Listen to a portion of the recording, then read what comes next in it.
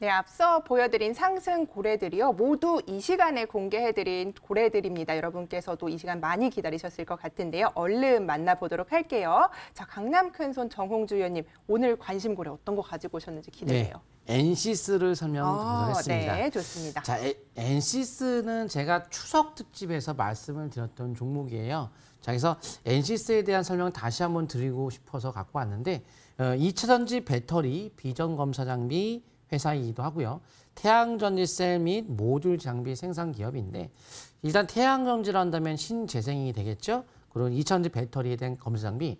과거에 제가 코스모 신소재, 코스모 화학, 소재 관련주에 대한 강세 배경을 말씀드리며 정말 코스모학도 굉장히 한 2배 정도 거의 가깝게 올라올 정도로 급등을 나왔는데 자, 소재, 그다음에 제가 폐배터리 쪽에 대한 파워리스를 설명드렸죠.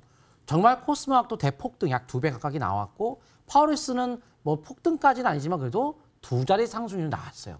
자, 그러면 배터리, 폐배터리, 소재, 폐배터리, 그다음 검사도 많이 필요해. 나중에는 검사 장비에 이제 엔시스라고 보시면 돼요. 결국 배터리 쪽의 종목은 전부 다 제가 그 소재, 뭐 폐배터리, 검사 장비까지 강세를 제가 예상한 대로 좀 갈 걸로 보이는데 앞으로 2차 전지에 대한 강세는 당연히 지속될 수밖에 없다는 것은 누구나 공감을 하는 분야라서 반드시 필요하다라고 보이고요.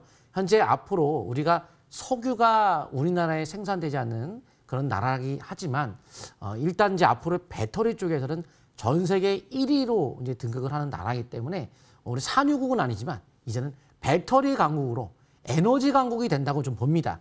우리가 에너지가 없는 그런 어떤 산유국이 아닌 이런 나라에서 참 화가 났었지만 이제는 배터리가 모든 에너지를 대체하기 때문에 배터리 강국, 우리 산유국과 맞먹는 형태가 된다고 보시면 돼요. 한번 차트 보도록 하겠습니다. 엔시스, 결국은 제가 주봉 차트에서 사상 최고 대량 거래가 터졌어요? 아니, 당연히 신저가가 내려가다가 사상 최고 대량이 터졌어요? 그럼 이게 뭔 뜻이죠? 아, 뭔가 큰 변화가 있구나. 그럼 어떠한 큰 변화가 있느냐?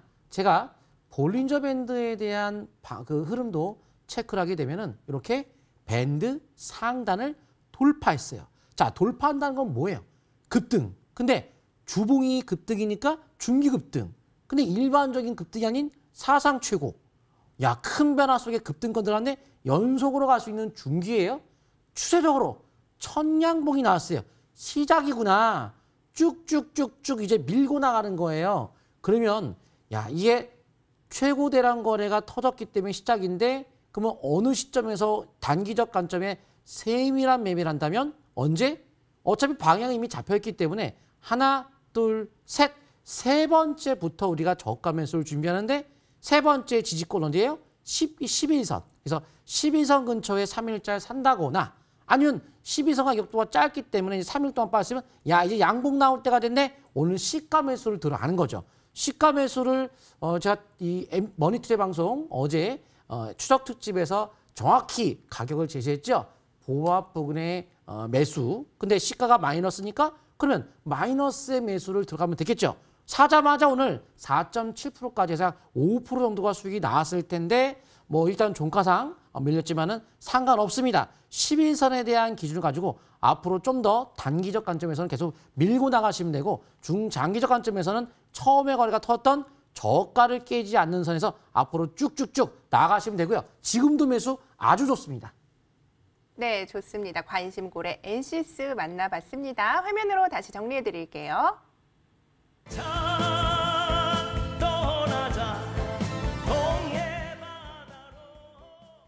자, 공명 정주 위원님의 관심고래 들어보도록 할게요. 위원님, 예. 뭐 금요일 날 추석 선물로 가지고 오신 종목도 오늘 8% 잘 갔는데 예. 오늘도 또 이런 고래 준비해 주셨는지 기대되는데 어떤 고래일까요? 예, 오늘 좀 솔브레인 홀딩스를 좀 설명 들어볼까 하는데요. 이 기업 같은 경우 이제 반도체 쪽, 배터리 쪽을 두 가지에 볼 수 있는 기업이에요. 그러다 보니까 좀 더 좀 매력적인 종목으로 생각을 하고 있는데요.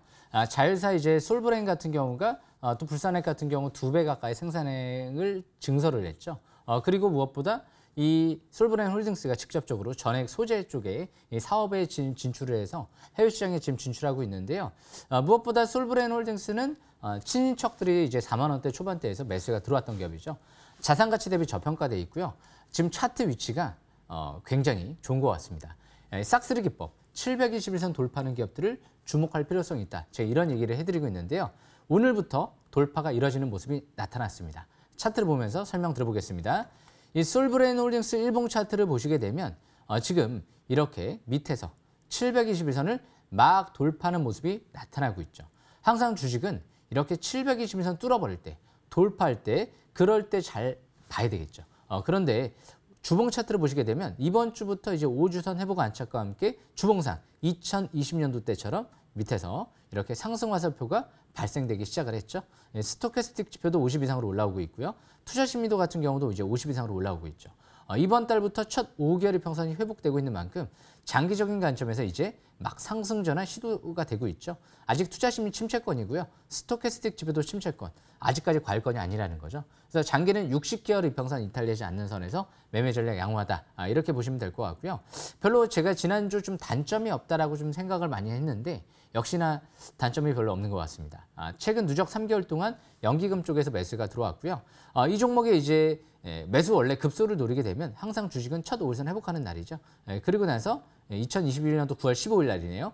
그리고 나서 쌍바닥 패턴이 형성이 되고 나서 이제 본격적으로 올라가기 시작을 한 거죠. 721선 돌파했다는 건 아직까지 그렇게 늦지 않았다는 거예요. 항상 721선 돌파하면서부터 중장기는 본격 상승 전환 시도되는 국면이기 때문에 앞으로 대량 거래가 시현됐던 42,000원대, 43,000원대 이 부분을 역시 중기적인 관점에서 저항권으로 보시면 될 것 같고요. 무엇보다 이 기업, 아까도 말씀드린 대로 매력적인 부분은 반도체 쪽이랑 배터리 쪽 이 두 개의 업종을 동시에 볼 수 있는 업종이다 보니까 그 부분이 이제 매력적이다라고 보시면 되고 항상 올라갈 때 또 끼가 있어요. 2020년 8월 달에도 상한가를 시현하고 나서 또 급등을 하면서 77,000원대까지 올라갔죠. 그래서 항상 이렇게 바닥권에서 잘 매집을 하면 크게 도전해 볼 수 있고요. 중간에서 도전을 하게 되면 짧게 도전해 볼 수밖에 없겠죠. 그래서 싹쓸이 기법은 이렇게 바닥권에 있을 때 잘 보고 큰 상승세를 노리는 전략이다. 이렇게 생각하시면 될 것 같습니다. 여기까지 설명 마치겠습니다. 네, 솔브레인 홀딩스 만나봤습니다. 다양한 모멘텀이 있는데요. 화면으로 다시 정리해 드릴게요.